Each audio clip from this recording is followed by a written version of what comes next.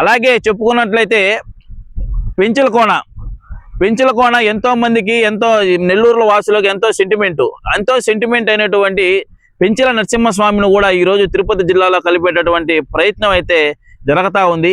ఇవన్నీ కూడా రాజకీయాలకు అతీతంగా గత ప్రభుత్వంలో వాళ్ళు చేయాల్సినవి వాళ్ళు చేశారు, ఈ ప్రభుత్వంలో వీళ్ళు చేయాల్సినవి వీళ్ళు చేస్తున్నారు.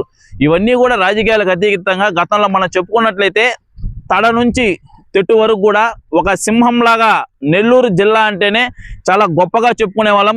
నెల్లూరు జిల్లాలో శ్రీహరికోట ఉంది, నెల్లూరు జిల్లాలో మాకు అది ఉంది, మాకు ఇది ఉంది అని చెప్పి ఎంతో గర్వంగా, ఎంతో గొప్పగా రాష్ట్రంలోనే ఎంతో ప్రఖ్యాతిగాంచినటువంటి నెల్లూరు జిల్లా అనేది మనం చెప్పుకోగలుగుతున్నాం.